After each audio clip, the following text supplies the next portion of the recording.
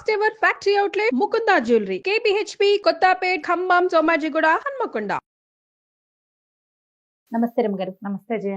మంచి స్టోరీ ఏదైనా చెప్పుకుందామండి. మంచి అంటే వీర మంచి స్టోరీ చెప్తాను ఇప్పుడు. మామూలు మంచి కాదు. కొవ్వలి లక్ష్మీ నరసింహారావు గారని 50s, 60s, 70s చాలా అద్భుతమైన రచయిత. 1000 నవలలు రాశారట ఆయన. మొత్తం 1000 రచనలు చేశారు. ఒకే సంవత్సరంలో 100 నవలలు రాశారు. అబ్బా, అంత ఒక సంవత్సరంలో 100 రాశారట. అమ్మో, ఎంత కష్టమో కదా రమ్మగారు. ఎట్లా రాసేవారు, ఏ బ్రెయిన్ అది. అదే కదా, ఎంత ఆలోచించేవారు. భయంకర పేరుతోటి కథలు కూడా ఆయన చాలా డిటెక్టివ్ కథలు, అవి జానపదాలు, ఎక్సలెంట్ పుస్తకాలు, చాలా బాగున్నాయి. సినిమాల్లో కూడా ఏమిటో 1-2 సినిమాలు కూడా కథలు కూడా ఇచ్చినట్టున్నారు పాత రోజుల్లో. సినిమా పేర్లు అయితే నాకు గుర్తులేదు, కానీ ఈ కొవ్వలి గారివి కొన్ని కథలు భలే ఇంట్రెస్టింగ్గా ఉంటాయి. సుఖ సప్తతి అంటే ఒక చిలుక చెప్పిన కథలు. ఈ చిలక ఇంట్రెస్టింగ్గా ఉంటాయి. కొంచెము అడల్టరీ స్టోరీసే సరిగా చెప్పాలంటే. అయితే దీన్ని కొంచెం చక్కగా చెప్పుకోవచ్చు. ఈ కాలానికి ఉపయోగపడే లాంటి విషయాలు చాలా ఉంటాయి. పిల్లలకి అని ఖచ్చితంగా నేను పిల్లల కోసం అని చెప్పట్లేదు, కానీ పెద్దవాళ్ళకి బాగా ఉపయోగపడతాయి, సరదాగా ఉంటాయి, కొంచెం డిఫరెంట్గా ఉంటాయి. జానపద గాథలు కాబట్టి ఒక మాదిరి వయసు వచ్చిన పిల్లలకు కూడా చెప్పచ్చు. ఇందులో ఈ సుఖ సప్తతి, సుఖ సప్తతి, సుఖం అంటే చిలుక, మెలిక సా, ఇది సా అనమాట. బ్రీఫ్గా చెప్తాను. మొత్తం కథలు అందులో ఉన్నవన్నీ ఏం చెప్పటం లేదు నేను. జస్ట్ మొదలు చివర, మధ్యలో 2-3 ఇంట్రెస్టింగ్గా, మరీ ఎక్కువగా ఇదిగా ఉండవు. ఎవరికి వాళ్ళు చదువుకుంటే వాళ్ళ ఇంట్రెస్ట్ ప్రకారం బాగానే ఉంటుంది, కానీ నేను చెప్పడానికి నేను కొంచెం మొహమాటపడి చెప్పట్లేదు అనమాట. అయితే పూర్వం ఒక వింధ్యారణ్యంలోనట ఒక పెద్ద మర్రి చెట్టు, చాలా పెద్దది. అయితే ఈ మర్రి చెట్టుకి మీ చుట్టుపక్కల అడవులకి అక్కడి నుంచి వచ్చే కిరాతులు, ఆటవికులు, వాళ్ళు వీళ్ళు ఈ చెట్ల మీద చెట్ల కింద ఉండే చిన్న ప్రాణి జాతిని పట్టుకునేవాళ్ళు.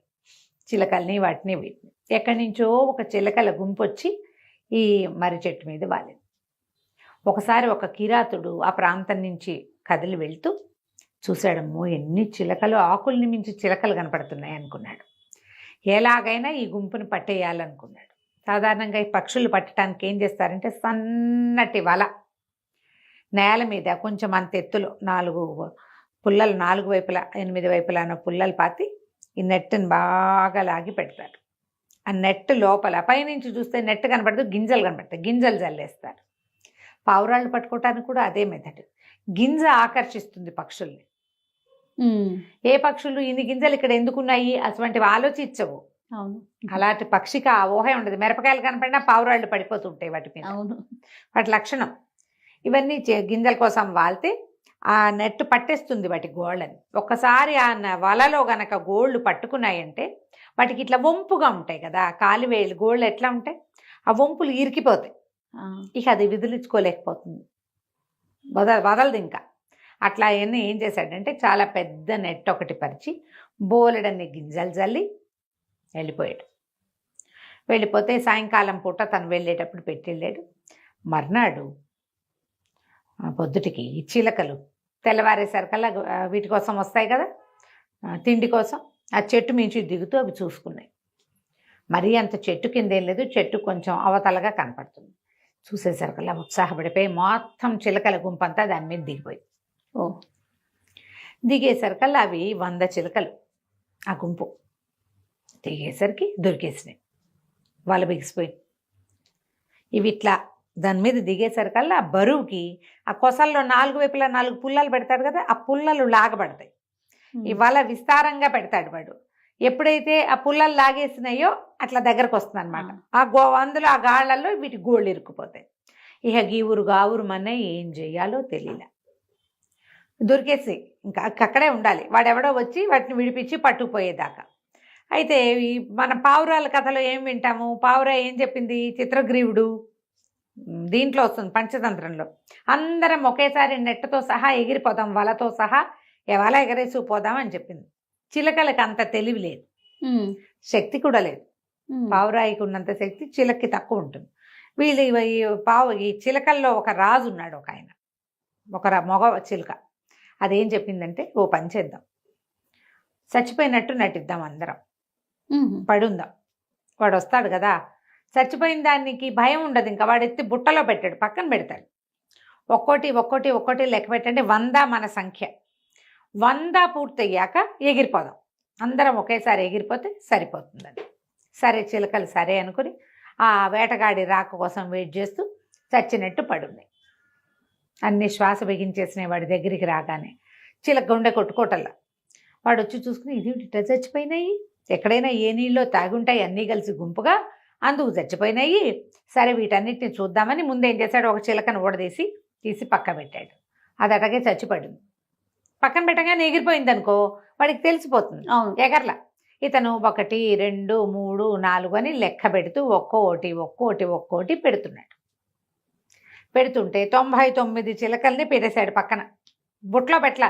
చచ్చిన వాటికి మళ్ళీ బుట్ట ఎందుకు, సంచిలో పడేసుకుని పోతే సరిపోతుంది. ఆడ విసిరేశాడు ఎడం చేత్తోటి. అయితే ఏమైంది, సరిగ్గా 100వ అంకె వచ్చే లోపల ఆ చెట్టు మించి ఒక ఎండిపోయిన ఒక ఆకు వీళ్ళు ఈ చిలకల దగ్గర పడేసరికల్లా అవేమనుకున్నాయి, అదే 100 అని అనుకుని ఒక్క ఎగురు ఎగిరినాయి. ఓహో, ఈ చిలక 100వ చిలక ఇతని చేతిలోనే ఉంది, ఇంకా వదలలేదు. ఇంకా వదల్లా. 99 ఒకే దెబ్బకి ఎగిరిపోయింది. ఎగిరిపోగానే వీడికి అర్థమైపోయింది, అమ్మా ఇవి నన్ను మోసం చేసినాయి, ఇదే జరిగిందని చేతిలో ఉన్న చిలక పీక పిసికేపోయాడు కోపానికి. దొంగ మొహాలు ఏదో ఐడియా వేసి అవన్నీ బారిపోయినాయి. పాప అవి ఎందుకు పొరపాటు పడ్డాయి, ఆ ఎండిపోయిన మర్రాకు వల్ల పొరపాటు పడి, మర్రాకు పెద్దది కదా బరువుకి, అది చిలకే పడింది అనుకున్నాయి. కళ్ళు తెరిచి చూడటల్లా అవన్నీ లెక్క పెట్టుకుంటున్నాయి నెంబర్లు.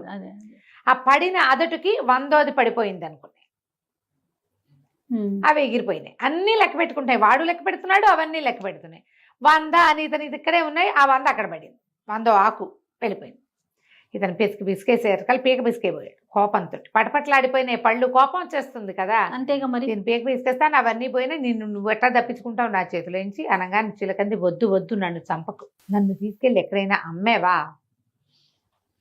నీకు బోల్డ్ అంత డబ్బు వస్తుంది, నీకు ఎంత లాభం వస్తుందో, 1000 వరహాలకి 1 రూపాయి తక్కువ కాకుండా అమ్ము నన్ను అనేసరికల్లా ఆశ్చర్యపోయాడు. మనుషులు మాట్లాడినట్టు మాట్లాడుతుంది చిలక. చాలా ఆశ్చర్యపోయాడు. తన చేతి సరిగా పట్టుకుని అడిగాడు, నిజంగా 1000 రూపాయలకు అమ్ముడుపోతావా నువ్వు అని. రూపాయి తక్కువ కాదంతే అనేసరికల్లా సరే ఏం చేశాడు ఆటవికుడు, తన సంచి సామాన్లన్నీ తీసుకుని చిలకకి ఒక చిన్న తాడు మెడ కట్టి భుజాన్ని వేసుకుని తీసుకుపోయాడు. మామూలుగా చిలక మాంసం అమ్మేది వేరేది, మాట్లాడే చిలకలు జంతువులుని వాటిని అమ్మేది కొట్ల దగ్గరికి వెళ్ళి నుంచున్నాడు. నా దగ్గర ఒక బ్రహ్మాండమైన చిలక ఉంది, ఈ చిలక అమ్ముతాను అని. వారా వీరా ఎవరొచ్చినా 1000 వరహాలకి తక్కువ కాదంటాడు. 1000 ఇచ్చి అణాకి కొరగాని చిలకని ఎవరు కొంటారు, అణా పెట్టి కొనచ్చు దాన్ని. 2 3 ఉంటే 2 అణాలు ఇచ్చి 3 తీసుకుంటారు, కొత్తిమీర కట్టల్లాగా. అదే 1 అణా 3 ఎంతకి ఇస్తావు, 2 అణాలకి ఇవ్వు, అలా లెక్క పెడతారు. అలాంటిది పోయి ఇది ఏకంగా 1000 వరహాలంటే ఏమిటి తక్కువ. అయితే ఏమైంది, చిలక భలే అందంగా ఉంది, అది రెక్కలు కదపటము, తలెత్తి అటు ఇటు చూడటము భలే బ్యూటిఫుల్గా ఉన్నాయి. ఆ పక్షి అందం చెప్పరానిదనమాట, చాలా హుందాగా ఉంది. అయితే ఒక వ్యాపారస్తుడు ఒక ఆయన భార్యకి బహుమతిగా ఏదైనా తీసుకెళ్లాలని ఇక్కడికి వచ్చాడు. శెట్టి గారు, రత్నాల శెట్టి ఆయన, పెద్ద ఎత్తున అంటే వాళ్ళవి గ్రాండ్ స్కేల్లో ఉంటాయి కదా బిజినెస్లు. ఈ చిలకను చూసి ముచ్చటపడ్డాడు. 1000 అంటే చాలా ఎక్కువ, ఇంకొక రేట్ ఏదైనా చెప్పమన్నాడు. అనేసరికల్లా చిలకంది, ఆలోచించద్దు శ్రేష్ఠి, నన్ను తీసుకెళ్ళు, నీకు వీడికి 1000 వస్తే 1000కి 100 ఇంతలు లాభం తెచ్చిపెడతా నీకు, నన్ను నీతో తీసుకెళ్ళిపో అని పదే చెప్పేసరికల్లా ఈ శెట్టి గారు ఆ మాటలకి మరీ ముచ్చటపడ్డాడు. ఆ 1000 వాడి చేతిలో పెట్టి ఆటవిక్కడి చేతిలో ఆ చిలకను తీసుకుపోయాడు. ఒక చిన్న బంగారు పంజరం చేయించి తన వ్యాపార కేంద్రంలో పెట్టుకున్నాడు. ఎంత బాగా మాట్లాడేదో ఆ చిలక, పెద్దగా ఎగిరిపోయే ప్రయత్నం చేసేది కాదు. పంజరం నుంచి బయటకు వచ్చినా అక్కడక్కడే తిరిగేది. పళ్ళు గిళ్ళు మంచి మంచి పళ్ళు, వాటిలలో పళ్ళు పెడితే చక్కటి రుచికరమైన పండును సెలెక్ట్ చేసుకునేది. చాలా బుద్ధిగా ఉండేది. ఇక ఎన్ని రకాల బేరాలు చేసేదో, వచ్చిన వాళ్ళ వ్యాపారపు బేరాలు, ఇంకో 10 ఎక్కువ ఇవ్వండి, ఇది మీరు నష్టపోరు అని చెప్పటం. శెట్టి గారి బదులు మొత్తం బేరం అంతా చిలకే చేసేది. విచిత్రమైన కథలు చెప్పేది. అది రెక్కలు విప్పి నడుస్తుంటే ఏదో ఒక మహారాజు నడుస్తున్నట్టుగా ఉండేది, చాలా డిఫరెంట్గా ఉండేది. అయితే ఏమైంది, సరే ఆ చిలకతోటి చాలా కాలక్షేపం చేసేవాడు ఆయన. ఇంటికి వెళ్ళేటప్పుడు ఇంటికి కూడా తీసుకెళ్ళేవాడు, మళ్ళీ పొద్దున్నే తనతో పాటు తీసుకొచ్చేసేవాడు. ఈ శెట్టి గారికి మహాద్భుత సౌందర్యవతి అయిన మందారవల్లి అనే పేరున్న ఒక అందగత్తైన భార్య ఉండేది. అయితే ఒకనాడు ఆవిడ వాకిట్లో నిలబడి ఏదో మల్లె పువ్వులో ఏవో బేరం వెళ్తుంటే ఆ వాసన పీల్చడం కోసం అంత గుప్పమని వాసన వస్తుంటే వెళ్ళి మేడ మీద నుంచి. అదే సమయంలో ఈ దేశానికి ఆ ప్రాంతానికి రాజైన మలైకేతుడు అనే ఆయన రథంలో వెళ్తూ ఈ మహాద్భుత సౌందర్యవతి అయిన ఈ మందారవల్లిని చూశాడు. ఎంత బాగుంది, వివాహితైనా పర్వాలేదనుకున్నాడు. ఒక పరిచారికను పిలిచి ఆ అమ్మాయితోటి ఈ అమ్మాయికి కబురు చేశాడు.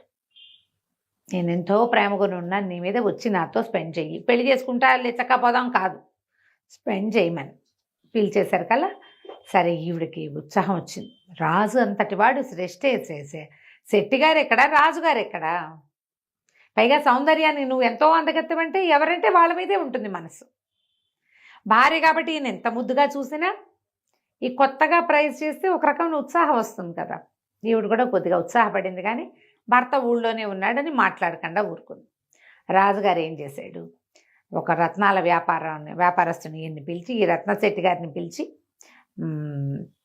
నాకు వజ్రాలు కావాలి, కొత్త కిరీటం చేయించుకుంటాను, మన దగ్గర ఉన్నవేవీ కాదు, నువ్వు బయట నుంచి పట్టుకురమ్మని ఆయన ఊళ్ళో లేకుండా పంపించేసి ఈ అమ్మాయికి కబుర్ చేశాడు. నీ భర్త ఊళ్ళో లేడు కాబట్టి వచ్చి నన్ను కలవమని. ఆయన ఇక్కడికి రాల, ఈవిడ్నే అంతఃపురానికి రమ్మన్నాడు. సరే ఏం చేసింది, భర్త వెళ్ళిపోయిన రోజు రాత్రో మరుసటి రోజు రాత్రో చక్కగా సర్వాలంకార భూషితురాలయ్యి పల్లకి ఎక్కి వెళ్ళడానికి తయారైంది. ఈయన ఏం చేశాడు, రత్నాల శ్రేష్ఠి తను ఊరెళ్తూ, ఆయన వెళ్ళింది ఎక్కడ, దేశాంతరం, సముద్రం మీద వెళ్ళాలి. ఈ పక్షులు అవి కొత్త ప్లేస్ని తట్టుకోలేవు. అందుకని ఆయన ఏం చేశాడు, తన వ్యాపార కేంద్రంలో ఉండే చిలకని తెచ్చి ఇక్కడ పెట్టాడు ఇంట్లో. చిలకని జాగ్రత్తగా చూసుకోమని పని వాళ్ళకి అప్పచెప్పాడు, పెళ్ళానికి అప్పచెప్పాడు.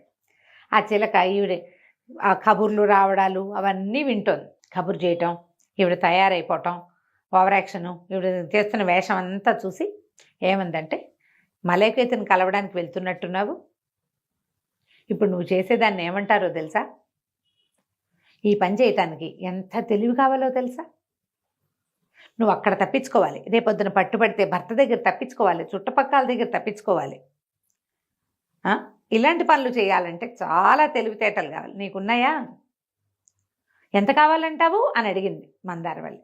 నీకు ఒక కథ చెప్తా, ఆ కథ విని అలాంటి తెలివి నీకుంటే నువ్వు వెళ్దువు, కానీ నువ్వు ఆ తెలివి లేదనుకో నువ్వు వెళ్ళకూడదు, పట్టుపడిపోతావు.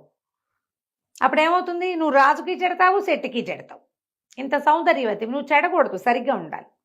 నువ్వు అక్కడికి వెళ్తానే నాకేం అభ్యంతరం లేదు, కానీ తెలివి ఉందో లేదో చూసుకో, నీ తెలివి సంగతి నాకు తెలియదు అన్నది. అనగానే సరే ఈ మందారవల్లి ఏం చేసింది, అలంకారం చేసుకుంది, కానీ ఏది కథ చెప్పు వింటాను అని గబగబా వచ్చి కూర్చుంది.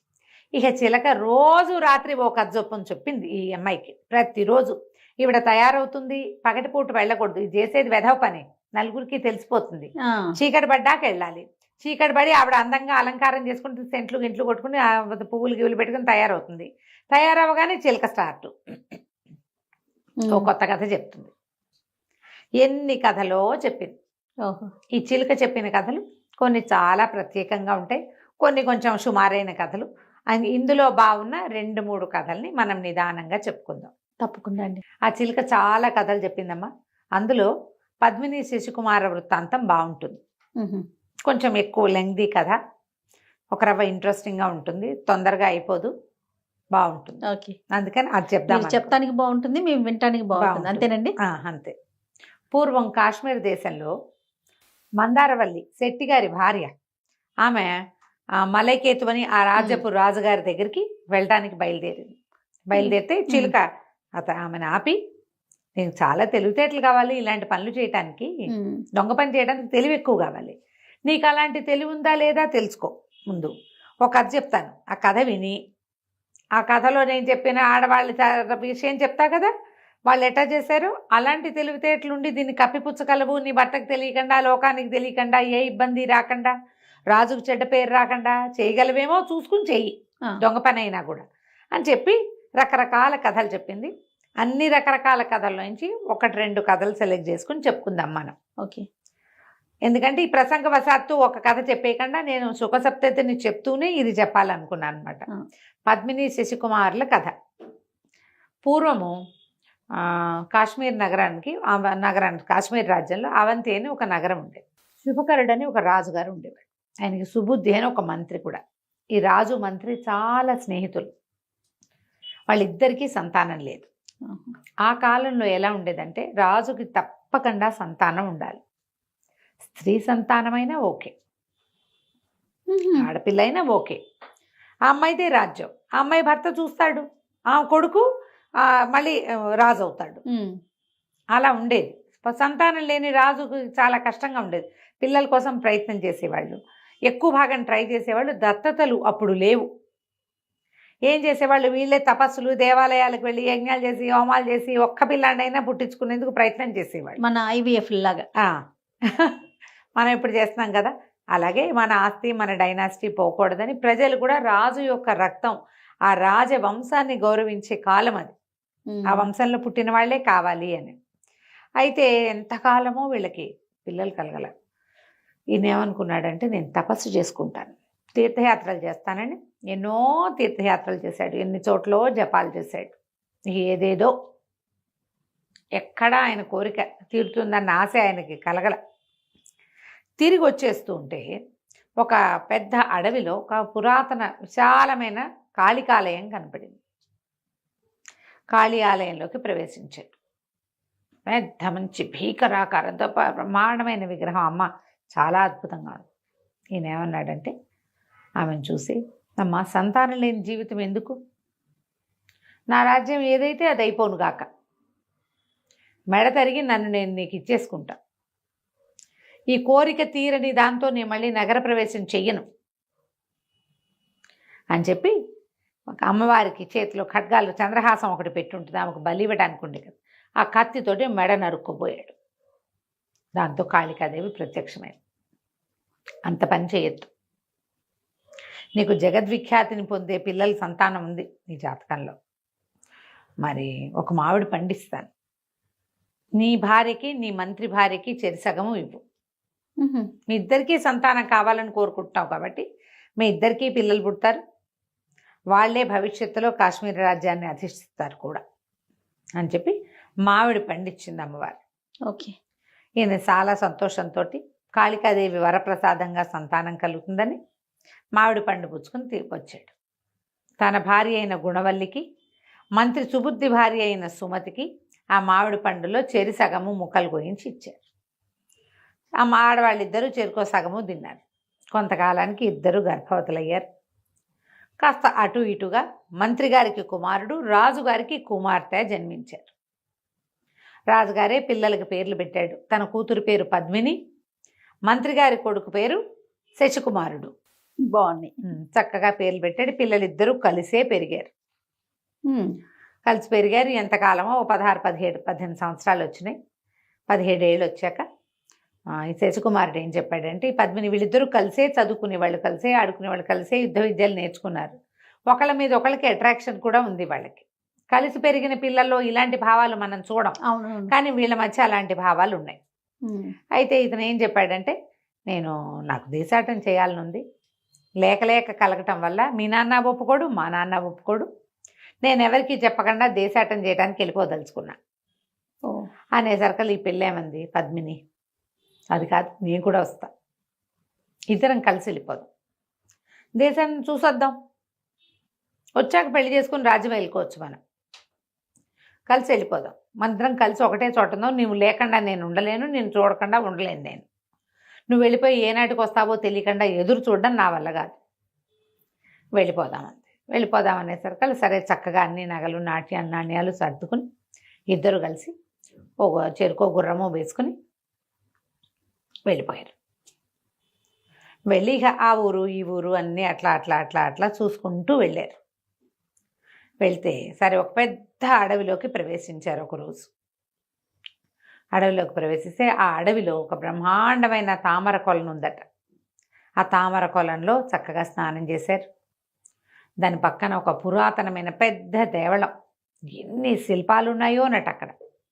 అది మహాసౌందర్యవంతంగా ఉన్నాయి శిల్పాలన్నీ.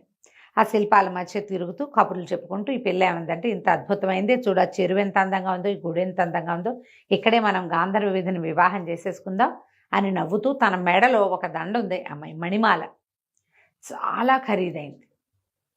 కాశ్మీర్ వంశంలో కొన్ని తరాల నుంచి వస్తోంది. దాంతో ఒక సుమారైన సైజు రాజ్యాన్ని కొనేసుకోవచ్చు, అంత విలువైంది. అంత విలువైంది. ఆ మెడలో నుంచి మణిమాల తీసి ఆ అబ్బాయి మెడలో వేసింది, శశికుమారుడి మెడలో. ఎప్పుడైతే ఈ మణిమాల మెడలో వేస్తే నవ్వుకున్నారు ఇద్దరు, కబుర్లు చెప్పుకుంటూ. ఆ మణిమాల తీసి దాన్ని ఇట్లా పరిశీలించాడు, ఎంత బాగుందో, ఎంత అందంగా ఉంది, ఎంత బాగా చేశారు, ఏం పనితనం అని చెప్పి దాన్ని చూస్తూ ఇట్లా చేతికి వేసుకున్నాడు, ఇట్లా చేతికుంది.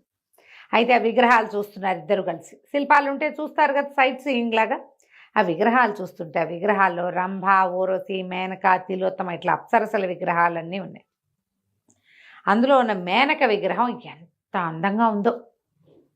దేవతా సౌందర్యం వేరే ఉంటుంది కదా. ఇతను ఏం చేశాడు, ఈ చేతిలో ఉన్న మణిమాలని, ఇట్లాంటి మణిమాలలు ఇలాంటి వాళ్ళకి సరిపోయేవి, మనలాగా మనుషులకు సరిపోయేవి కాదని ఆ మణిమాల ఎత్తి మెడలో వేశాడు, ఆ మేనక విగ్రహానికి వేసేసాడు. వేశాక ఇద్దరు ఏవో పళ్ళు ఆహారం మధ్యలో ముందు ఊర్లో ఏదో కొనుక్కున్నారు, చెరువు దగ్గరికి కూర్చుని చక్కగా ఆహారం తిన్నారు, చెరువులో కాళ్ళు ఆడిస్తూ కూర్చున్నారు, కాసేపు నిద్రపోయారు. ఇంకా లేచి వెళ్ళిపోదామని బయలుదేరేశారు. గుర్రాలు ఎక్కారు. గుర్రాలు ఎక్కి ఈ అడవిలో నుంచి బయటికి వెళ్ళిపోయారు. దానికి దగ్గరలో ఒక నగరం ఉంది ఆ అడవికి దగ్గర. ఆ నగరం తాలూకు మొగదల్లోనే పెద్ద శ్మశానం ఉంది. అందాక వెళ్ళారు. వెళ్ళేసరికి ఆ శ్మశానపు వాకిట్లో ఒక ముసలమ్మ తెగేడు చేస్తోంది. అందంగా ఉంది, బొళ్ళు నగలేసుకుంది. ఇటు దగ్గరికి వెళ్ళారు. వెళ్ళేసరికల్లా ఈ పిల్లని చూసేసరికల్లా ఆవిడ, అమ్మ వచ్చావా అని చేతులు పుచ్చుకుంది. ఎవరమ్మా, ఎందుకు ఏడుస్తున్నావు, ఎందుకవ్వా ఇక్కడ నుంచి ఎందుకు ఏడుస్తున్నావని అడిగారు. అడిగితే, అయ్యా నేను అది ఆ అమృతవాహిని, ఆ నగరం పేరు.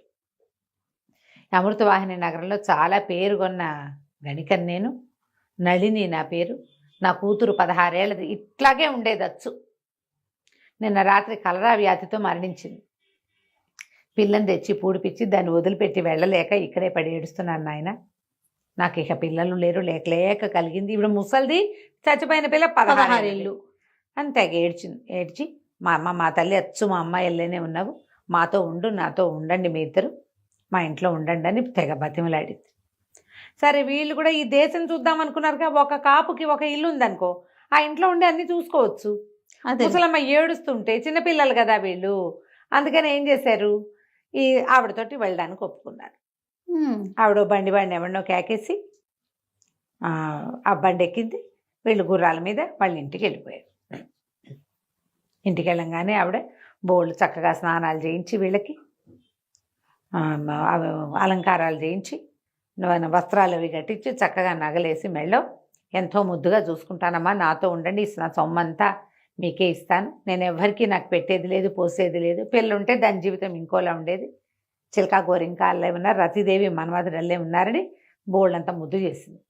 ఎప్పుడైతే ఈ మెళ్ళో నగలు ధరింపజేసిందో అప్పుడు ఈ శశికుమారుడికి గుర్తొచ్చింది. తను ఏం చేశాడు, మణిమాలని తీసి మేనక మెళ్ళో వేసేసాడు.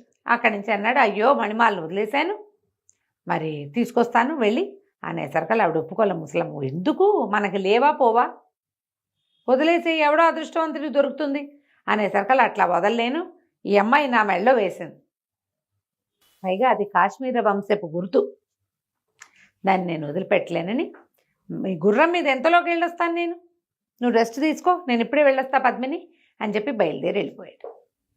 గుర్రం వేసుకుని వెళ్ళాడు. శశికుమారుడు గుర్రం మీద మళ్ళీ వెనక్కి వెళ్ళాడు. ఏమిటి, మేనక మెడలో వేసిన మణిమాలని తెచ్చుకోవటం కోసం. సరే వెనక్కి వెళ్ళేసరికల్లా ఏమైంది, వెళ్ళిపోయాడు. దీని దాకా ఈవిడ వద్దు అంటూనే ఉంది ముసలావిడే, మన ఇంట్లో లేనివా నాయన, ఎందుకు వద్దని ఒక వేసాంగని ఒక ముసలావిడే వేసి మాతో వీళ్ళని అట్టు పెట్టుకుంది కదా ఇంట్లో. ఎంత చెప్పినా వినలేదు, గుర్రం ఎక్కి వెళ్ళిపోయాడు. వెళ్ళిన తర్వాత ఆ పురాతన దేవాలయం దగ్గరికి వెళ్ళి, అమృతవాహిని నగరానికి దగ్గరలో ఉంది అది, ఆ పట్టణానికి దగ్గరలో వెళ్ళి ఏం చేశాడు, ఆ మేనక మెడలో ఉన్నటువంటి ఆ దండ తీసుకున్నాడు. అది ఎట్లా చేశాడు, దగ్గరికి వెళ్ళి ఇట్లా తీసుకోకుండా గుర్రం మీద నుంచే అట్లా దాన్ని ఆ విగ్రహం దగ్గరికి వెళ్ళి కత్తితోటి దాన్ని ఇలా లేవదీసి, ఎలా లేవదీశాడో అలాగే ఇట్లా మెడలో వేసుకున్నాడు. అది పెద్ద మణిమాల. అయితే ఏమైంది, వీడి దురదృష్టం, ఆ మణిమాల ఆ పైన మేనక మెడలో ఉన్నప్పుడు అది బయట అవ్వండానికి బయట ఉన్న విగ్రహాలు అవన్నీ లోపల ఉన్నదేం కాదు, ఒక సన్నటి పొడుగాటి పాము పిల్ల విషం కలిగింది. ఓ. ఆ మణిమాలని చుట్టుకొని ఉంది. వీడు తనే చేత్తోటి ఇట్లా తీస్తే పాము కనపడును. ఏం చేశాడు, దూరం నుంచి కత్తితో తీసాడు కదా, అది కాస్త మెడలోకి వెళ్ళంగానే ఆ పాము ఏం చేసింది, కరిచేసింది. పాము కాటందుకున్న మరుక్షణము గిలగిల్లాడిపోయాడు. గుర్రం మీద ఉన్నవాడు గుర్రం మీద ఉన్నట్టే వాలిపోయాడు. దానికి అర్థమైంది పైన ఏదో జరిగింది, కానీ దానికి ఏం చేయాలో తెలియలే. సరే, అంతకుముందే దాన్ని రెడీగా ఊరు వైపుకి తిప్పాడు. అది అలా నడుచుకుంటూ పోయింది. ఆ పాము కరిచిన కాటుకి ఈ శశికుమారుడు కాస్త చనిపోయాడు. ఆ గుర్రం మీదే పడి ఉండిపోయాడు. ఆ పాము పిల్ల ఎక్కడికి వెళ్ళాల. ఆ మెళ్ళలో దండకు చుట్టుకున్నదిగా మెళ్ళలోనే ఉండిపోయింది. సరే, అక్కడి నుంచి ఏం చేసింది, గుర్రం ఊళ్ళోకి వచ్చింది. దానికి తెలుసు ఊళ్ళోకి వచ్చింది. ఇంచుమించుగా వీళ్ళ సందులోకి కూడా వచ్చేసింది. ఎక్కడైతే వీళ్ళు ఇంతకుముందు విడిచి చేస్తున్నారో ఆ సందులోకి వచ్చేసింది, కానీ కరెక్ట్గా వాళ్ళ గేటుని దాన్ని గుర్తుపట్టలేకపోయింది. గుర్తుపట్టలేక అటు ఇటు ఎగురుతుంది. ఆ ఇంటికి ఏంటంటే 2 తలుపులు ఉన్నాయి. అక్కడ ఆ లైన్ అంతా అదంతా ఒక వేసేవాటిక చాలా పెద్ద లైను. ఆ లైన్ నిండా ఇలాంటివే బేడలు, 2 గేట్లు అన్ని ఒకేలాగా ఉన్నాయి. ఆ గుర్రము ఆ పైన తన పైన ఉన్నవాడు స్పృహలో లేడన్న ఇది దానికి తెలిసింది. తోలబట్టల్లా అది జనరల్ గా గుర్తుపడతాయి, కానీ దానికి గాభరా వచ్చింది. వీడికి ఏదో అయిపోయిందని తెలిసింది. దానికి ఇంచుమించుగా మృతప్రాయుడుగా ఉన్నాడు. అది కథం తొక్కుతూ అక్కడక్కడే తిరుగుతుంది. అయితే అది ఒక మేడ దగ్గర నిలబడింది. ఆ మేడ మీద వేశ్యాంగన తాలూకు ఇల్లు. ఆవిడకి ఒక 18-19 సంవత్సరాలు 20 సంవత్సరాలు ఉన్న కూతురుంది, మంజుబాణని. ఆ అమ్మాయికి మంచి నాట్యంలో ప్రవేశం ఉంది, సంగీతం అద్భుతంగా పడుతుంది, మహాద్భుత సౌందర్యవతి. ఆ పైనుంచి చూస్తుంటే ఈ చక్కగా మంచి రూపురేఖలతో ఉన్న కుర్రాడు ఒకడు గుర్రం మీద పడి ఉన్నాడని కనపడింది. ఎంత బాగున్నాడో అని అతని వైపే చూస్తుంటే వాడేం తన వైపు చూడటల్లా, చూస్తోంది. గుర్రం అటు ఇటు వెళ్తుంది, మళ్ళీ వచ్చి ఇక్కడ నుంచి ఉంటుంది. ఒక ఊహ వచ్చింది, నా కోసమే వచ్చాడా అనిపించింది ఆ అమ్మాయికి. గబగబా దిగేసింది. వాళ్ళు ఏంటంటే వాకిట్లోకి వచ్చిన మగవాళ్ళని పిలుస్తారు పాపం, ఇంకా వాళ్ళ జీవితం అదే. దిగింది. దిగేసరికి వాళ్ళ దగ్గరికి వెళ్ళి చూస్తే ఎంత పండులా ఉన్నాడో. ఓ 16-17 ఏళ్ల కుర్రాడు, మీసాలు వచ్చినాయి, కొంచెం బలంగా కనపడుతున్నాడు. గుర్రం బ్రహ్మాండంగా ఉంది. వీడి మీద ఒంటి మీద బట్టలు కూడా రాజోచితమైన బట్టలు ఉన్నాయి. అక్కడి నుంచి ఆ గుర్రం గొలుసు తాడు పట్టుకుని కళ్ళే ఉంటుందిగా, అది పట్టుకుని తమ ఇంటి వైపుకి లాక్కొస్తే అది మాట్లాడకుండా వచ్చేసింది. రాగానే కేకలు పెట్టింది, ఒరే రెండ్రా దింపండ్రా. వాళ్ళు వీళ్ళు పని వాళ్ళు వచ్చి ఆ అబ్బాయిని దింపారు. ఈ అమ్మాయి ఏమనుకుంది, వీడు ఏదో మాదక ద్రవ్యం తీసుకున్నాడు, లోపల తీసుకెళ్ళి పడిపోయి ఉన్నాడు, ఇతను అర్థం కాల. తీరా లోపలికి వెళ్ళేసరికల్లా వాళ్ళకి అర్థమైంది బతికి లేడని చెప్పారు పనివాడు. ఆ అమ్మాయి గోలుమని ఏడ్చే శోకాలు పెట్టేసేసింది. అయ్యో, క్షణంలో లవ్ ఎట్ ఫస్ట్ సైట్, ప్రేమించేశాను, అయ్యో నా ప్రాణప్రియుడు వీడు కాస్త చచ్చిపోయాడు, ఇప్పుడు నేనేం చేతనే అమ్మ అని శోకాలు పెడితే వాళ్ళ అమ్మ వచ్చి చూస్తే అబ్బాయి బాగున్నాడు. మెడలో బ్రహ్మాండమైన మణిమాల ఉంది, చిన్న వస్తువులు కూడా ఏవో ఉన్నాయి, దండకడిగాలు అవి ఉన్నాయి, కానీ చచ్చేలాగా ఉన్నాడు. చచ్చిపోయాడు. వీళ్ళకి అర్థకాల పల్స్ అయితే అందరల్లా. అక్కడి నుంచి ఏం చేశారు, వైద్యుడిని పిలుచుకురా అని అమ్మాయి ఏడ్చేటి శోకాలు పెట్టింది. నా ప్రాణాలన్నీ వీడి మీదే పెట్టుకున్నా, క్షణంలో నా మనసు ఇచ్చేసాను, ఇటు అయిపోయాడు, అంతలో ఉన్నాడు అనుకున్నాను, మరణించినట్టుగా కనపడుతున్నాడని కేకలు పెట్టేసరికి ఈవిడ వాళ్ళ అమ్మ ఏం చేసింది, ఒక వైద్యుడిని పిలవనంపింది. ఆ వైద్యుడు వచ్చి చూసేసరికి ఒళ్ళంతా పరీక్షించేసరికి అప్పుడు అతనికి ఈ మణిమాలకి ఈ ప్రాంతంలో ఒక చిన్నటి సన్నగా ఇంత పొడుగ్గా పురికోసలాగా ఉన్న పాము చుట్టుకుని నిద్రపోతోంది. అది కాటేసి మళ్ళీ పడుకుంది. అప్పుడు ఆయన ఏం చేశాడు, చెప్పాడు, ఇతను చచ్చిపోయాడు, ఇంచుమించుగా విషం దిగి ఇట్లా ఉన్నాడు, ఒక పని చేద్దామని. ఇతను ఒట్టి వైద్యుడు కాదు, ఇతనికి మంత్రం కూడా వచ్చు, గారుడ మంత్రం ఏది. ఆ మంత్రంతో ఆ పాము పిల్లని నిద్రలేపి అది ఎక్కడ కరిచిందో అక్కడే దాని కూరలు పెట్టించి విషం లాగిచ్చాడు వెనక్కి. విషం లాగిచ్చేసి ఆ పామును కాస్త చంపించేసి వీడికి మెల్లిగా హార్ట్ బీట్ మొదలైంది. ఇతను ఏం చేశాడు, ఇక ఈ విషం ఎక్కిన వాళ్ళు ఒక రకంగా అలిసిపోతారు. అతనికి చేయవలసిన ప్రతిక్రియలన్నీ చేసి ఔషధాలు ఇచ్చి అమ్మాయి ఒక పూటంతా రెస్ట్ తీసుకొని రేపటికి లేస్తాడు, ఏం పర్వాలేదు, ఇంకా బతుకున్నట్టే, భయం లేదు, మామూలు జీవక్రియలన్నీ నార్మల్గా ఉన్నాయి అని చెప్పేశారు కదా. ఈ అమ్మాయి సంతోషంగా అతనికి ఇచ్చిన మందు వైద్యం అతనికి చెప్పి మందు వేసేసి ఇక దగ్గరుండి విసరటము, గంధం రాయటము, దగ్గరే ఉండి చూసుకుని సేవలు చేసింది. ఒక రోజు గడిచేసరికి నిద్ర లేచి తెల్లబోయాడు. ఎక్కడున్నాను నేను అన్నాడు. అనేసరికల్లా ఈ అమ్మాయి ఆనందంతో కావలించుకొని, నిన్ను పాము గరిచింది తెలుసా, నీ మణిమాలకు చుట్టుకుని ఉంది, నేనే నిన్ను బతికించుకున్నాను, నా కోసమే బతికించుకున్నానని ఇక అక్కడి నుంచి గబగబా స్నానం చేయించింది, రకరకాల బట్టలు తెచ్చి కట్టించింది, బొళ్ళని స్వీట్లు పెట్టింది, హాట్లు పెట్టింది, కూల్ డ్రింకులు తాగిచ్చింది. ఇన్ని రకాలయ్యేసరికి వాడికి ఆ ఇల్లు వదిలిపెట్టి వెళ్ళాల. తను ఎక్కడున్నా అంటే అమృతవాహినిలోనే ఉన్నాడు తెలిసింది. కానీ ఆ అమ్మాయితో ఉండటం మొదలుపెట్టాడు. ఈ అమ్మాయి ఒక 19-20 ఏళ్ళది, వీడు ఒక 17 ఏళ్ల వాడు. ఆ అమ్మాయికి ఇలాంటి వ్యవహారాల్లో అందవేసిన చెయ్యి, దానికి 4 తెలుసు. వీడు కుర్రాడు. ఇక ఆ అమ్మాయికి లొంగిపోయాడు. నిజానికి ఇది ఎక్కడ జరిగింది సందు ఈ వ్యవహారం? ఏ లైన్లో అయితే ఆ అమ్మాయి పద్మిని ఉన్నదో అదే లైన్లో కొన్ని ఇళ్ల తర్వాత అక్కడే ఉండి కూడా ఇంకా పద్మిని మాట ఎత్తనివల ఆ అమ్మాయి అసలు క్షణం ఊపిరి సలపనివల వాడికి. ఆ అమ్మాయితోటే ఉండటం మొదలుపెట్టాడు. ఓ 4 రోజులు 3 రోజులు ఉండి మోజు తీరిపోయాక వెళ్ళిపోతాడు అనుకుంది వాళ్ళమ్మ. మనవాడు గదల్లా దివో ఆవిడే. ఇంతలో ఎప్పుడైతే ఇతను సాయంకాలం అయినా తిరిగి రాలేదో ఆ పద్మిని ఏడవటం మొదలుపెట్టింది. సాయంత్రం అయింది, రేపైంది, 3వ రోజు అయింది, రాడే. తెగేరు చేసి ఆ పిల్ల నేను చచ్చిపోతానో, ఏమైపోయాడో, ఏదైనా అయిపోయి ఉంటాడు, ఎవరైనా ఎత్తుకుపోయారా, యాక్సిడెంట్లు అయినా ఆయన ఊహిస్తారు. అవును.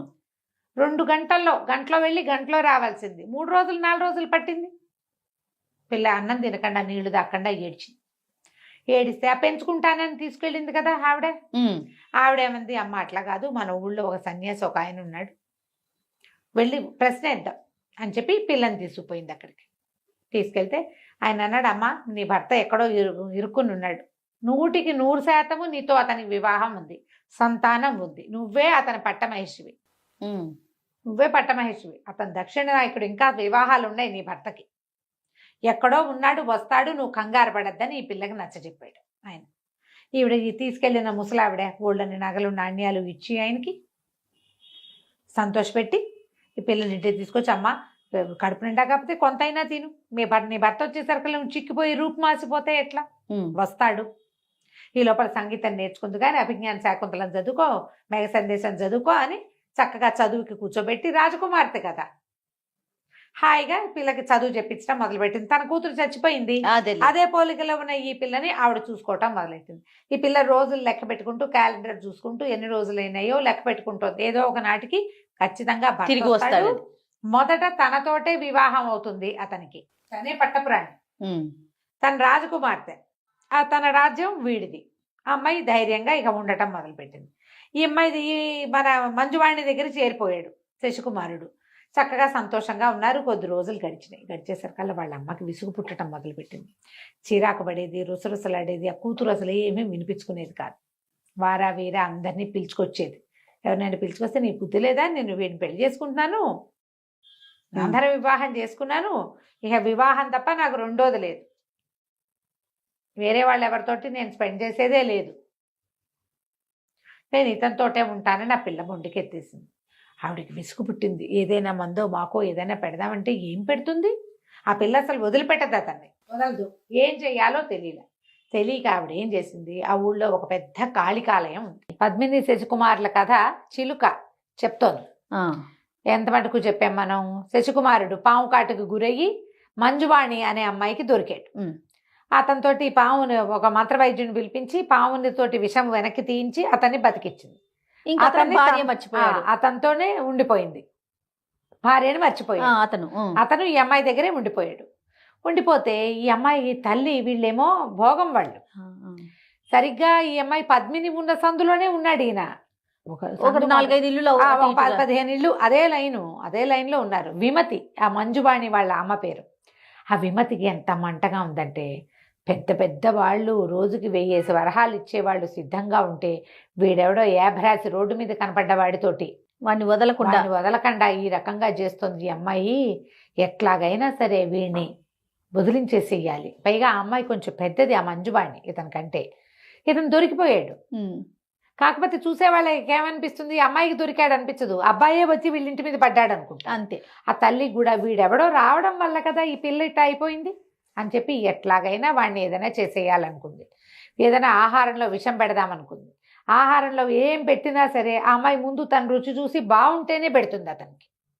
పిల్లకేమైనా అయితే పోనీ కత్తి పుచ్చుకుని ఏ రాత్రో మెండ నరుకుతా ఉంటే వాడు అతి సాహసుడు ఆ కుర్రాడు. అది చేయలేదు. అది కూడా చేయలేను, ఏం చెయ్యాలి అని ఆలోచించి ఆ ఊళ్ళో ఒక కాళికాలయం ఉంది, అమ్మవారు మంచి ప్రత్యక్ష స్వరూపిణి, అక్కడికి పోయింది. ఇంతకీ ఇవిడు వెళ్ళేసరికి ఆ కాలం ఏం కాలం, అమ్మవారు లేదుట, వ్యాహ్యాలకి వెళ్ళింది, బయటికి విహారానికి వెళ్తుంది. అమ్మవారు ఊరేగింపుకి వెళ్ళిపోయింది. ఆవిడ ఒక్కతే వెళ్ళిపోతుంది. వెళ్ళిపోతే దేవాలయం ఖాళీగా ఉంది. ఈ విమత ఏం చేసింట, ఆ దేవాలయం గర్భాలయంలోకి వెళ్ళిపోయి లోపల గడి పెట్టుకుని లోపల కూర్చుంది. ఈ ఊరేగింపుకి వెళ్ళిన అమ్మవారు వచ్చి కాళికాలయం లోపలికి రాబోయింది. కాళికాదేవి రాబోయేసరికల్లా తలుపు తెరిచలేదు. ఇదేమిటి నా తలుపు, తన ప్లేస్లో ఎవరో ఉన్నారని తలుపు తోసింది ఆవిడ. అప్పుడు ఈవిడ తలుపు తీయి నేను కాళికనని చెప్పింది. చెప్పేసరికల్లా లోపలన్న విమతంది, ఓ అమ్మ కాళికాదేవి, వాడెవడో దుర్మార్గుడు శశికుమారుడు అనేవాడు, అదేదో ఊరుట, వాడొచ్చి వారం రోజుల నుంచి మా ఇంట్లో బడి తింటున్నాడు, నా పిల్ల వాడితోటే ఉండిపోయింది, నాకు సంపాదన లేదు, పిల్లని వాడు వదిలేలాగా లేడు, నా పిల్లకి పిచ్చెక్కిపోయింది, వాడి పేడ విరగడి చేయి నాకు కోరుకునేసరికల్లా కాళికాదేవింది, శశికుమారుడా, వాడు కాశ్మీర్ అమాత్యుడి కొడుకు, నా వరప్రసాది, వాడి దగ్గర డబ్బులు లేకపోవటం ఏమిటి, వాడి మెళ్ళ ఉన్న వాళ్ళ మణిమాలే బోళ్ళంత ఖరీదు చేస్తుంది, ఈ రాజ్యాన్ని కొనేయచ్చు దాంతో, ఏం పర్వాలేదంటే ఈవిడ ఒప్పుకోలే. ఈ విమతి ఏమైనా సరే వాడిని తప్పించు, వాడు నీ వరంతో పుట్టినా ఇంకోటి పుట్టినా నాకొద్దు, నచ్చలా ఆవిడికి, నాకు నచ్చలేదు, నాకు రోజు డబ్బు ఇచ్చేవాడు కావాలి, వాడిని తప్పించు, నా వరంతో పుట్టిన వాడిని నేనేం చేయనంటే అయితే నేను తలుపు తీయనన్నది. తలుపు తీయననేసరికల్లా సరే ఈవిడేమంది, సరేనని, సరే తలుపు తీయి నీకు ఒక ఉపాయం చెప్తానంది కాళికాదేవి అనేసరికల్లా ఆ విమతి లోపల నుంచి తలుపు తీసింది. ఈవిడ పోయి కాళికా అమ్మవారు త్రిశూలం దాటించుకుంటూ వెళ్ళి తన పీఠం మీద కూర్చుని ఒక పంచవర్ణాల మందార పువ్వుని చేతిలో పెట్టింది. ఎట్టాగైనా వాడిని ఎత్తి మీద పెట్టు, దీన్ని చీలక అయిపోయి లేచిపోతాడు, ఆ పువ్వు పోతే గాని వాడికి ఇది ఉండదు, స్పృహ రాదు అని చెప్పింది. వాడిని నువ్వు సంహరించలేవు, వాడిని చంపలేవు, వాడిని తప్పించలేవు, వాడినల్లా మాయ చేయగలటమే మాత్రమే నువ్వు చేయగలవని మందార పువ్వు చేతిలో పెట్టింది. ఈ విమతి ఎంతో సంతోషించి కాళికాదేవికి ప్రాణాచారం పడి, నన్ను క్షమించు, నిన్ను వాకిటో నుంచోబెట్టినందుకు నన్నేమి శపించద్దు, కోపించద్దు నా మీద, నా కూతురు కోసమే ఇదంతా, నా కులవృత్తి చేసుకోవాలి, కానీ నేను ఈ రకంగా రాజకుమారులు అమాత్య కుమారుల వెనకాల పడి మా పిల్ల ఇట్టా ఉంటే ఎట్టా కుదురుతుంది అని చెప్పి ఏం చేసిన మందార పువ్వు తీసుకొచ్చేసింది ఇంటికి తీసుకొచ్చి మర్నాడు పొద్దున్నే అల్లుడు గారు రండి మీకు నెత్తికి నూనె అంటుతానని చక్కగా కుర్రాన్ని తీసుకొచ్చి, జుట్టు సీగ ఉంది అబ్బాయికి, ముడి అప్పట్లో జుట్లు పెద్దవి ఉండేవి కదా, మగవాళ్ళకు కూడా సీగ ముళ్ళు ఉండేవి బాగా, ఇంత పెద్ద పెద్ద జులపాలు, అది ఇట్లా గట్టిగా ముడేసుకుని దాని మీద ఒక ఆభరణం ఏదో పెట్టుకుంటాడు. ఇవిడ ఏం చేసింది, ఇది పమిట్లో మందార పువ్వు దాచిపెట్టుకుని చెలికత్తెల్ని అటు ఇటు పంపించేసి చల్లగా ఈ కుర్రాడి నెత్తి మీద ఆ పువ్వు పెట్టేసింది. సిగ ఊడదీసి నెత్తి మీద పెట్టేసరికల్లా ఉన్నట్టుండేముంది, కూర్చున్నట్టు చిలకైపోయాడు. 5 రంగుల పంచవర్ణాల చీలుకగా మారిపోయాడు. మారిపోవటం ఏంటి, కీమ నరిచి ఒక చీలుక అనగానే దాని లక్షణం ఏమిటి, ఆకాశంలోకి ఎగిరిపోవటం, కూర్చుని ఆలోచించేది లేదు. అక్కడి నుంచి ఒక్క ఎగిరిపోయేసరికల్లా ఆ అమ్మాయి పైనుంచి కిందకు వచ్చేసరికల్లా ఏడి నామ విభుడు అనేసరికి విభుడు లేడు, ఏమీ లేదు, నూనె గిన్నె సునిపిండి గిన్నె అన్నీ ఉన్నాయి, అబ్బాయి లేడు. ఆ పిల్ల లబో దిబోమని ఏడ్చింది మంజువాణి. ఎక్కడికో వెళ్ళాడు, వస్తాడని చూసింది, సాయంకాలం దాకా చూసింది, రాత్రి అయింది, ఇక ఆ పిల్ల బెంగ పెట్టుకుని పిచ్చెక్కినట్టు ఏడిచి రోడ్ల మీద పడిపోయింది, పిచ్చిదైపోయింది ఆ అబ్బాయి కోసం. ఈవిడేమనుకుంది, ఆ కుర్రాన్ని తప్పిస్తే కూతురు మామూలుగా ఉంటుంది అనుకుంది. ఆ పిల్లకి అంత విపరీతమైన వ్యామోహం వాడి మీద ఉందని అర్థం కాల. కనపడకుండా సాధారణంగా అంతే, కనిపించకుండా పోయారనుకో 2 రోజులు ఏడిచి ఊరుకుంటారు. అవును, మర్చిపోతారు కదా, వారం 10 రోజులు పోతారు కదా అమ్మగారు. చాలా మంది మర్చిపోతారు జయ, ఎవరో ఉంటారు తీవ్రమైన ప్రకృతి ఉన్న వాళ్ళు, అతి తీవ్ర ప్రకృతి వాళ్ళు. ఇప్పుడు చిన్నపిల్లలు అనుకో, తల్లుల మీద బెంగ పెట్టుకుని జ్వరాలు వస్తాయి, అన్నాళ్ళు సరిగ్గా తినరు.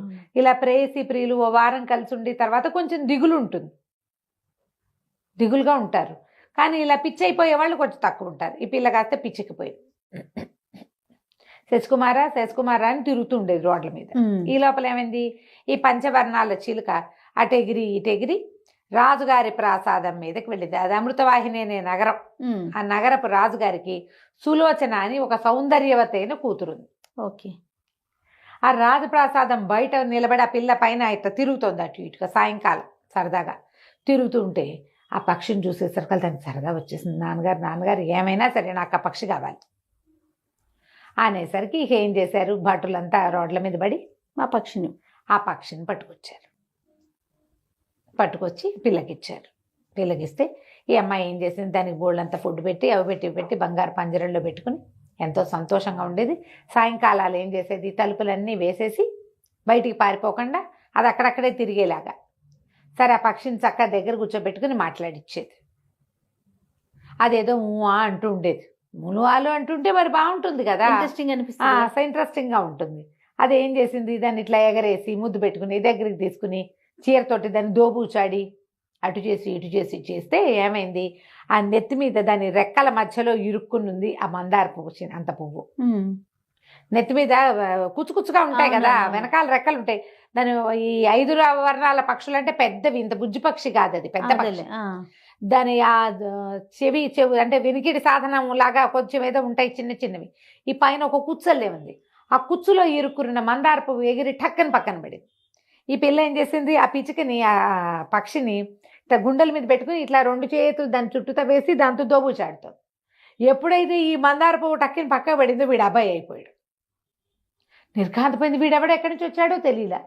వాడికి తెలుసు తను ఇట్లా వచ్చానని ఈ అమ్మాయితో ఉంటున్నానని వాడికి స్మృతి ఉంది. ఓకే. వాడు అందులోంచి మారలేడు, వాడికి ధ్యాస ఉంది కానీ మారలేడు.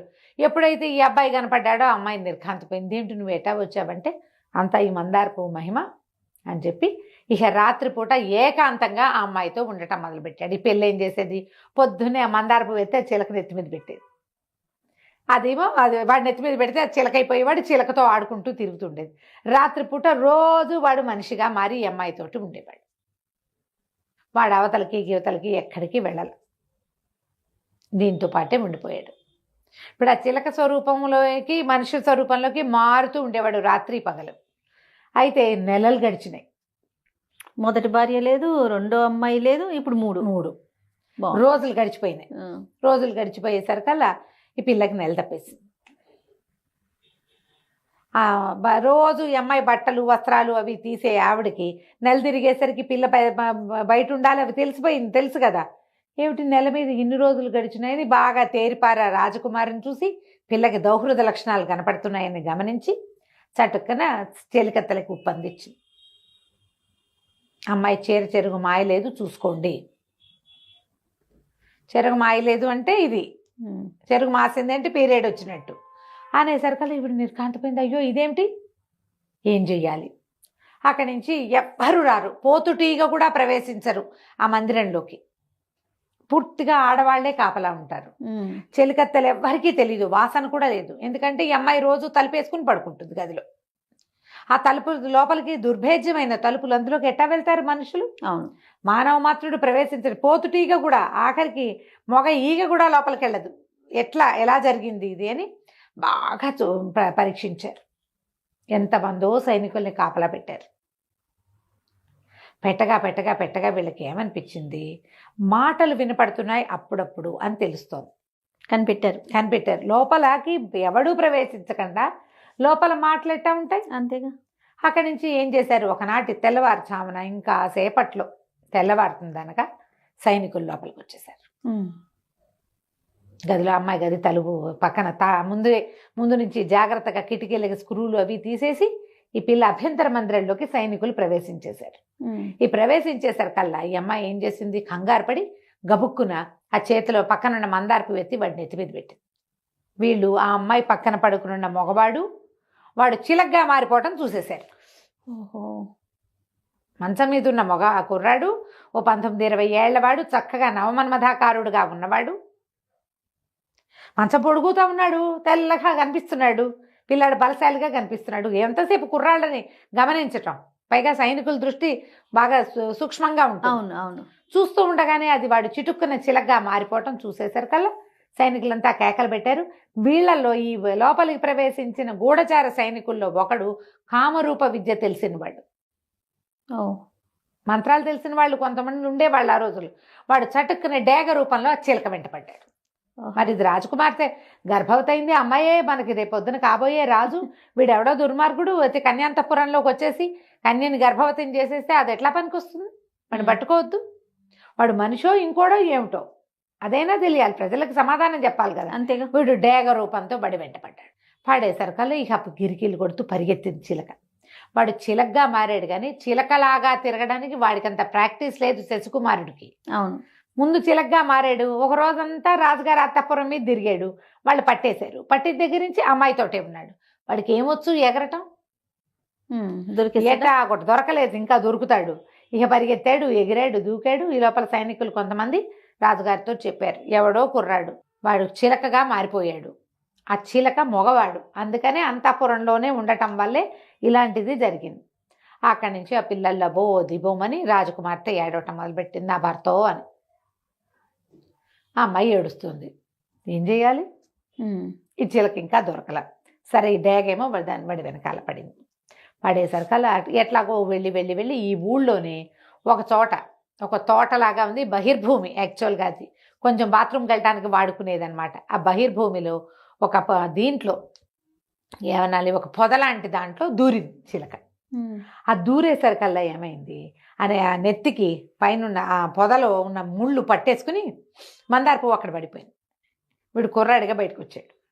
ఆ పొదలో నుంచి బయటకు వచ్చి పరిగెత్తుకుంటూ వెళ్ళి ఆ యుద్ధానికి కొంచెం పెడగా ఉన్నటువంటి ఒక పెద్ద భవనంలోకి ప్రవేశించాడు. ఇక్కడ ఏం జరిగింది? ఆ భవనం ఎవరిదంటే ఒక శెట్టి గారిది. ఆ ఇల్లు సోమిశెట్టి అని ఒక శెట్టి గారి ఇల్లు. ఆయన భార్య వాసవి, అమ్మాయి పేరు. కేశవ శెట్టి గారిని చాలా డబ్బున్న వాళ్ళు ఆ అమ్మాయిని ఈ సోమిశెట్టికి ఇచ్చారు. వివాహం అయిన తర్వాత అతనికి ఏదో వ్యాధి బయటపడింది, చర్మ వ్యాధి. రకరకాల మందులు పడతాడు, ఎప్పుడు బాత్రూమ్కి వెళ్లాల్సి వస్తుంది. అతని పరిస్థితి పాపం చాలా కుంగిపోయినాడు మనిషి. ఈ పిల్ల మహాద్భుత సౌందర్యవతి ఆ వాసవి. ఏం చేస్తుంది? ఇక వివాహానికి కట్టుబడి భర్తతోటి ఏమీ మనసు లేదు, కానీ ఏదో ఆయనతో పాటు ఉంటుంది. అతను బాత్రూమ్కి వెళ్తూ ఉంటాడు, ఎంతసేపు ఆ బహిర్భూమిలో ఉన్నాడు. అతను అమ్మాయి అతని కోసం ఈ గుమ్మం బయట నీళ్ళ చెంబు పుచ్చుకుని నుంచున్నది కాళ్ళు కడుక్కోవడానికి. ఎప్పుడైతే ఈ అమ్మాయి పరిగెత్తుకుంటూ మన శశికుమారుడు చటుక్కుని అక్కడికి వెళ్ళాడు. వెళ్ళి నా ప్రాణాలకు ప్రమాదం, ఎవరైనా వస్తే నేను ఇక్కడ లేనని చెప్పండి అని చెప్పేసి గుమ్మంలోకి వెళ్ళాడు. సోమిశెట్టి గారి ఇంట్లోకి పరిగెత్తాడు శశికుమారుడు. సోమిశెట్టి గారు ఎక్కడున్నాడు? బయట ఉన్న బహిర్భూమిలో ఉన్నాడు. చెంబు పుచ్చుకుని భార్యామణి నుంచింది. ఆ అమ్మాయి అతని కేసే చూస్తోంది లోపలికి. బాగున్నాడో. అక్కడి నుంచి నలుగురు ఈ మన డేగ రూపంలో ఒక రాజభట్టుడు వచ్చాడు కదా. అవునవును. వాడేం చేశాడు? ఎప్పుడైతే ఈ కుర్రాడు ఇటు వచ్చాడని తెలిసిందో దిగేసి రూపం మార్చేసుకున్నాడు. డేగ రూపంలో పరిగెత్తాడు చిలక వెనకాల. అవును. పరిగెత్తి, అమ్మాయి ఇక్కడికి ఎవరైనా వచ్చారా అండి అని అడిగాడు. అడిగేసరికల్లా ఇప్పుడు ఏం చేస్తుంది, గుట్టకలు మింగేసి అమ్మాయి అక్కడికి వెళ్ళాడు. అక్కడ కూర్చున్నాడు, అతనే అని చూపించేసి భర్తను చూపించింది. వాడు అక్కడి నుంచి కేకలు పెట్టి విజిలేసాడు. ఒక 4-5 సైనికులు పరిగెత్తుకొచ్చేసారు. ఊరంతా తిరుగుతున్నారు వాళ్ళు. అవును. ఆ కూడళ్లలో ఉండే పోలీసులు విజిల్ వినగానే మనవాడే ఎవడో కేకేస్తున్నాడని వస్తారు కదా. ఈ అమ్మాయి చెంబు పుచ్చుకుని నుంచునే ఉంది. చెంబు చీర వెనకాల దాచేసుకుంది. లోపలికి వెళ్ళాడు, కూర్చున్నాడు. అదిగోండి అని అనేసరికలు వీళ్ళు కాంతిపోయారు. లోపల కూర్చుని ఉన్నాడు ఒకడు. వీళ్ళు పరిగెత్తుకుంటూ వెళ్ళి ఇద్దరు మనుషులు చెరుకో పక్కన వచ్చారు. రెక్కలు పుచ్చుకొని లేవలేదు, తీసుకెళ్ళిపోయారు.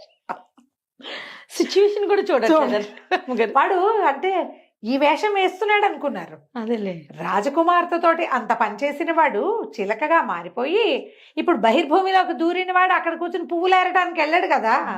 అక్కడ అందరూ ఏం చేస్తారో వీడు కూడా అదే చేస్తాడు. వాళ్ళ మధ్యలో ఉండి తమని మోసం చేస్తున్నాడు అనుకున్నారు వాళ్ళు. అనుకుని వీడు గట్టిగా పెడరెక్కలు విడిచి పట్టుకొని రా అని ఈ దేగ రూపంలో వచ్చిన వాడు అరిచాడు. ఆ వెళ్ళిన వాళ్ళు 4 చెరుకు చొప్పున రెక్కలు పుచ్చుకుని లేవది ఆయన లబోదిపో ఏమిటి నన్ను ఎక్కడికి తీసుకెళ్తారు ఏమిటండి అంటూనే ఉన్నాడు. ఇక లాభం లేదు, అంతే. ఆయన గస తీసుకుపోయారు, చెరసాల పడేసారు. తీసుకుపోయి ఆయనకు ఒళ్ళంతా అక్కడక్కడ మచ్చలు, కుష్టు, ఎప్పుడు బాత్రూమ్కి వెళ్లాల్సి వస్తుంది. వంగిపోయి కుంగిపోయి కునారి వెళ్ళిపోయినాడు ఆయన. ఆ వేషంలో రూపం మార్చుకున్నాడని వీళ్ళు నమ్మారు.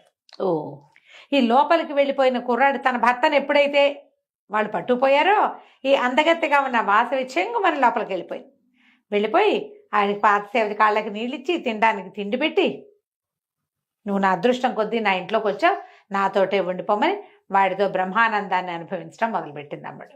అక్కడి నుంచి వాళ్ళ నాన్నకి అమ్మకి కబురు చేసింది. నాన్న ఇన్ని రోజుల నుంచి నా భర్తకి జబ్బు తగ్గాలని పూజలు చేస్తున్నాను కదా, అమ్మవారు కరుణించింది, కాళిక కరుణించి నా భర్తని అందగాడుగా చేసేసింది. ముదితలు నేర్వగా రాని విద్య గలదే ముద్దార నేర్పించిన ఇంత ముద్దుగా అబ్బాయి లోపలికి వచ్చాడు, దొరికిందే ఛాన్స్. అమ్మాయి ఆ పని చేసేసింది. మా ఆయనకి రూపం మారిపోయిందని అదని ఎవరికి చెప్పొద్దు నాన్న, దిష్టి తగులుతుంది కొంతకాలం, అమ్మవారు కూడా ఆజ్ఞ, ఎవరితో చెప్పకూడదు, వచ్చి చూడండి అంటే వాళ్ళిద్దరు వచ్చి మన్మథాకారుడుగా ఉన్న కుర్రాన్ని చూసి ఆశ్చర్యపోయారు. ఏమిటి సోమశెట్టి ఇలా అయిపోయాడా? నమ్మేశారు. ఎవరి కూతుర్ని వాళ్ళు నమ్ముతారు కదా జయ, అంతే రమ్మగారు కదా, ఎవరి పిల్లల్ని వాళ్ళు 100% నమ్మేస్తాం. పైగా ఇంతకాలం అతనికి జబ్బుగా ఉంటే ఆ పిల్ల పాపం బికమం వేసుకుని ఆయనతో పాటే ఉండేది. నమ్మేశారు. ఆ అమ్మాయిని చక్కగా అల్లుడిని కూతుర్ని సంభావించారు, ఎవరికి చెప్పలా. వ్యాపార పనులన్నీ మామగారే చూసుకోవటం మొదలుపెట్టాడు. ఒక 4-5 రోజులు, ఆ వారం రోజులు గడిచినాయి. సరే ఈ కొంచెం వైద్యం చేయించారు ఆ సోమశెట్టికి. చేయించి రాజుగారు ఎక్కడికో వెళ్ళాడు. సరిగ్గా ఇదే సమయంలో ఆయన ఏదో దేవాలయానికి వెళ్ళాల్సి వచ్చి ఆయన రాజుగారు వచ్చేసరికల్లా ఇతన్ని తీసుకెళ్ళి చూపించారు. ఇతనే అమ్మాయి గారి ప్రస్తుత పరిస్థితి, ఆవిడ గర్భావస్థకి కారణం వీడే, మేము చూస్తుండగానే చిలక ఇలా మారిపోయాడు అనేసరికల్లా లబోదిబో కొట్టుకున్నారు వీళ్ళు. కొట్టుకున్నాడు ఆ సోమశెట్టి. బాబోయ్ నేను సోమశెట్టినండి, కేశవశెట్టి గారు అల్లుణ్ణి, నాకు ఒంట్లో బాగుండలేదు, నా భార్య ఏమో బయట నుంచి ఉంది, నేను అప్పుడే లోపలికి వెళ్ళాను, అలాంటి పని చేయలేదు, నాకు అసలు ఆరోగ్యం ఏదండి, ఎన్నాళ్ళుగానో నేను ఇంటికే పరిమితం అయిపోయి ఉన్నానని లబలబలాడిపోయాడు. అయితే రాజుకి ఏం డౌట్ వచ్చింది, సరే నువ్వు వీడేమో ఈ గద్దగా మారిన వాడు డేగగా మారాడు కదా, వాడంటాడు ప్రభు అక్షరాల నేను చూశాను, చిలుకగా ఆ పొదలోకి దూరాడు, తర్వాత ఆ పొద దగ్గర ఇతనే కనపడ్డాడు, నేను పైనుంచి చూస్తుండగానే పొదలోకి వెళ్ళాడు, కానీ ఇంకేదైనా రూపంలో పారిపోయినట్టు నాకు కనపడలేదు, నాకు ఒక చెట్టు అడ్డం వచ్చింది, నేను దిగి వచ్చేసరికల్లా ఇతనే ఉన్నాడు. అక్కడ ఒక అమ్మాయిని అడిగాను, అమ్మ ఇక్కడ ఎవరైనా కుర్రాడు ఎవరైనా మనిషి కనపడ్డాడా అంటే ఇదిగో ఇతనే కనపడ్డాడని చూపించింది. అనేసరికల్లా ఇతను అన్నాడు, ఆ బయట నుంచి నా భార్య కాదుటండి స్వామి అన్నాడు. అనేసరికల్లా రాజుగారికి డక్కుపడింది, ఏంటి వీడి భార్య బయట నుంచి ఉందా? సైనికులు అంటారు ఇతన్నే చూపించింది ఆ అమ్మాయి అని అంటారు. వీళ్ళు ఒక వర్ణించారు ఒక అమ్మాయిని, ఫలానా నగలు ఫలానా రంగు చీర కట్టుకుంది, ఇంత ఎత్తుంది, ఇంత తెల్లగా అందంగా ఉందంటే అది నా పెళ్ళామండి కేశవశెట్టి గారి కూతురని ఈయన చెప్పడం మొదలెట్టాడు. అయితే ఇప్పుడు అతనికి ఇంకోటి గుర్తొచ్చింది, నేను అక్కడ కూర్చున్న సమయంలో నా పక్క నుంచి ఒక మన్మథాకారుడుగా ఉన్న ఒక కుర్రవాడు వెళ్ళి నా భార్యతోటి మాట్లాడాడు. నేను దూరం నుంచి చూశాను, నేను చూశాను, నా భార్య దగ్గరికి వెళ్ళాడు. తర్వాత వీళ్ళు నన్ను పట్టుకున్నారు. ఆనంగానే రాజుగారికి డౌట్ వచ్చింది, ఏదో జరిగింది, అమ్మాయి మతలబు చేసిందా కుర్రాడు మతలబు చేశాడా? ఆ పిల్ల ఏం చెప్తోంది, సులోచన అతను చాలా అందమైన వాడు అని చెప్తోంది. ఇక్కడ వీళ్ళు పట్టుకొచ్చిందేమో కుంగి కునారి వెళ్ళిపోయి జబ్బుతో తీసుకుంటున్న వాడు వాడిని తెచ్చి వాడికి చిలగ్గా మారిపోయే విద్య వచ్చని అమ్మాయి చెప్తోంది. సరే అక్కడి నుంచి ఏం చేశారు, కేశవశెట్టి గారికి కబురు చేశారు రమ్మని. కేశవశెట్టి గారు వచ్చేసరికల్లా మీ అల్లుడిని కూడా తీసుకురండి, ఒక అద్భుతమైన వజ్రాలు వచ్చినాయి, వజ్రాల తాలూకు ఇది చూడాలన్నారు. సరే కానీ రాజుగారు అడిగితే ఏం చేస్తామని అల్లుడికి కబురు చేసి ఆయన బయలుదేరి వచ్చి ఈ వీళ్ళింటి నుంచి ఈ బయలుదేరి వచ్చాడు. అల్లుడు ఎవరో వాడిని తీసుకురావాలి, వీడే రాజకుమార్తె తాలూకు ప్రియుడు అనే సంగతి ఎవరికీ తెలియదు. రథం వచ్చింది, బయలుదేరాడు. లోపలికి వెళ్ళేసరికల్లా ఆశ్చర్యపోయారు, చాలా బాగున్నాడు, రాజకుమారుడల్లే ఉన్నాడు. ఆడ నుంచి గబగబా ఈయన ఈ వీడే అయ్యి ఉంటాడు అనుకుని కబురు చేశాడు కూతురికి. కూతురు పరిగెత్తుకు రావడం ఏంటి, ఒక్కసారి అతను చూడంగానే నాథా అని వెళ్ళి కావలించుకునేసరికల్లా తెలిసిపోయింది క్రియ. కూర్చోబెట్టారు, ఏవో మంచినీళ్ళు గించినీళ్ళు ఇచ్చారు. బాబు మీరేదో సిద్ధపురుషుడిలాగా ఉన్నారు, ఎలా ఇలా రూపం మార్చుకోగలిగారు, మీరెవరండి ఏమిటండి అని కనుక్కున్నారు. కేశవశెట్టి గారు లోపలికి వచ్చాడు. బయటంతా గందరగోళంగా ఉంది, ఆడపిల్లలు మగపిల్లలు మగవాళ్ళు సైనికులు, తర్వాత రాజుగారి తాలూకు మంత్రి గింత్రి వాళ్ళంతా చేరారు. అంతఃపుర కన్యలు బోళ్ళంత మంది వచ్చారు. రాజుగారి అల్లుడు దొరికాడు అంటున్నారు. తీరా చూస్తే అక్కడ కుర్చీలో కూర్చోబెట్టబడి ఉన్నవాడేమో తన అల్లుడు. తను ఎవరిని అల్లుడు అనుకుంటున్నాడో వాడు. తన అల్లుడు రాజుగారికి అల్లుడు ఎటా అయిపోయాడో ఈయనకు అర్థం కాదు. రాజుగారికి అల్లుడు ఎటా అవుతాడు? అక్కడి నుంచి ప్రశ్నించుకున్నారు ఒకళ్ళనొకళ్ళు. అప్పుడు వీళ్ళు ఏమన్నారు, రాజుగారు ఏం చెప్పంటే, పొరపాటున మీ అల్లుడు సోమశెట్టిని తీసుకొచ్చారు మా వాళ్ళు. ఇతను మా అల్లుడు, మా అమ్మాయితో ఇతను గాంధర్వ విధిని వివాహం జరుపుకున్నాడు అని చెప్పి చూపించారు.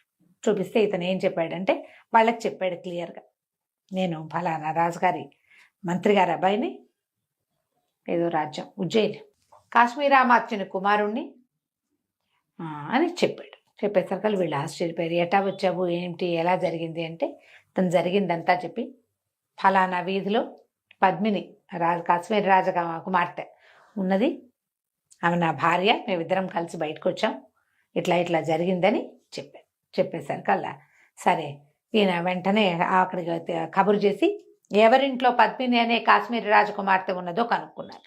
కనుక్కుంటే నళిని వాళ్ళ ఇంట్లో ఉంది.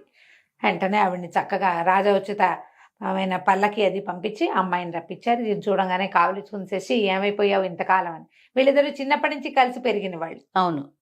అక్కడి నుంచి ఈయన అన్నాడు, మా అమ్మాయిని వివాహం చేసుకో, మా పిల్లేమో గర్భవతి కదా అని చెప్తే, సరే ఇంటికి వెళ్ళి పెళ్లి చేసుకుంటాను. సరే ఆల్రెడీ గాంధర్వ విధిని వివాహం అయిపోయింది కదా, ఏనుగు ఎక్కించి ఊరేగిచ్చారు.